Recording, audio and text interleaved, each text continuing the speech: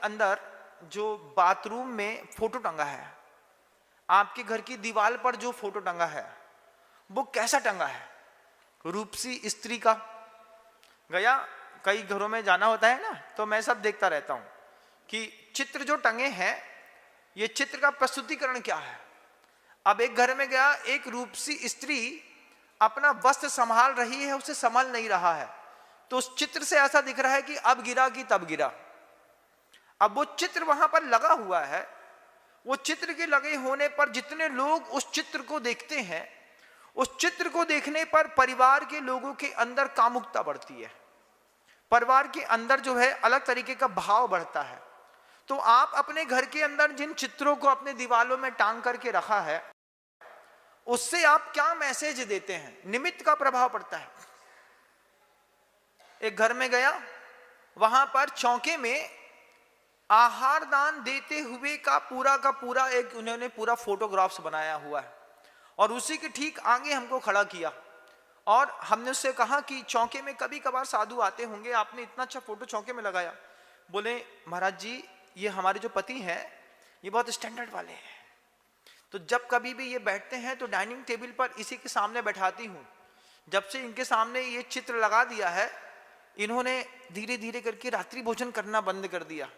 उनको बार बार ये चीज चिंता सताती है कि हम उस कुल में जन्मे हैं जहां पर श्रावक साधु को आहार दान देता है, तो हम रात में नहीं खाते। ये 6 महीने का प्रभाव पड़ा कि ये जो हमारे श्रीमान जी हैं, ये पहले लहसुन की वो चाकोली कहते हैं, उसको चाकोली कहते हैं, आटे की बनती है, चाकोली कहते हैं। बोले लहसुन वाली चाकोली खाते थे। इस चित्र को लगा देने के चक्कर में उन्होंने लहसुन खाना बंद कर दिया। चित्र ऐसा कमाल करता है, निमित्त ऐसा कमाल करता है। अगर आप जैन श्रावक हैं, आपकी बैठक में आपका धर्म दिखना चाहिए। अगर आप जैन श्रावक हैं, आपकी भोजनशाला में आपका धर्म दिखना चाहिए। अगर आप जैन श्रावक हैं, आपके ड्रेसिंग सेंस में आपका वो जैन श्रावक वाला एक टच टेक्सचर आना चाहिए। क्योंकि दुनिया में जितने भी अपराध होते हैं, यौन शोषण के अपराध होते हैं, बड़ी बेटियों के साथ होते हैं, उसमें भी निमित्त हावी होता है बंधुओं। क्योंकि हर गृहस्थ निमित्त के ऊपर जीता है। हम जीते हैं तो सामने वाला भी जीता है। अब माँ बहनों का मान लीजिए इधर का वस्त्र यहां से फटा है, यहां से फटा है, यहां से फटा है, थोड़ा सा देखने में आपको ग्लैमर लुक लगता है, लेकिन यही ग्लैमर लुक आपको अपराध के लिए, दूसरे को अपराध के लिए प्रेरित करता है। वो सामने वाला बोलता है जब रिस्पांस दे रही है तो क्यों न लें, अपराध बढ़ते हैं। इसलिए कपड़ों की भी, वस्त्रों की अभी एक गजब की शालीनता होती है।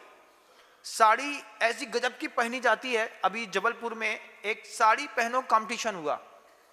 जैसे पान को लपेट करके उसको प्रॉपर तैयार करते हैं, ऐसी गजब की साड़ियां पहन करके महिलाएं रोड पर आई, कंपटीशन क्रिएट किया, साड़ी पहनो प्रतियोगिता। उस साड़ी पहनो प्रतियोगिता में इतनी सुंदरता के साथ साड़ी पहनी कि शरीर का एक भी अंग अभद्र नहीं दिख रहा है और महिला की खूबसूरती 1000 गुना सामने दिखाई दे रही है। उस पर first, second, third, fourth prize लेकर के 11 बड़े प्राइज दिए और जबलपुर वालों ने इसको तय कर लिया कि हर साल हम इस तरीके का एक फेस्टिवल करेंगे। अगर आपको ये बात समझ में आती है तो आप भी इस तरीके का प्रोग्राम करके इस चीज को प्रमोट करिए।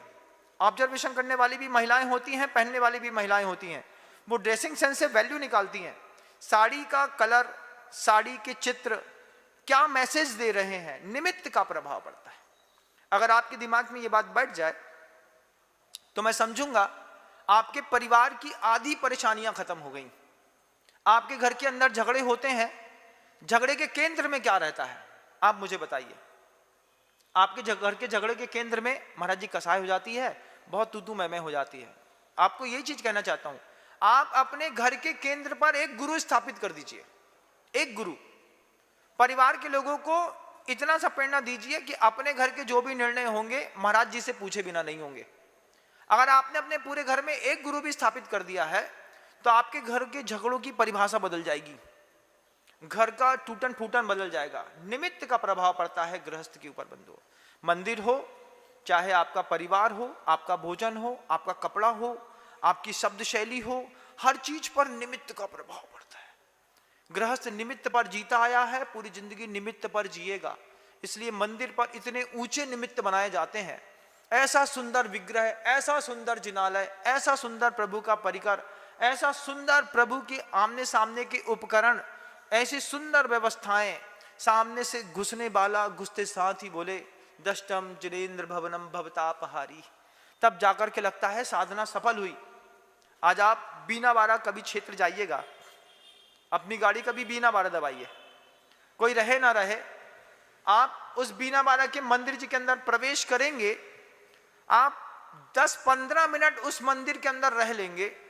आप कितनी भी गर्मी से, कितनी भी प्यास से, कितनी भी परेशानी के साथ आए हैं, 15 मिनट में वो मंदिर का परिसर आपको बिल्कुल चिल करके डाउन कर देगा। 15 मिनट में निमित्त का प्रभाव। मेरे सामने वो मंदिर बना, उस समय अनुभूति नहीं हुई।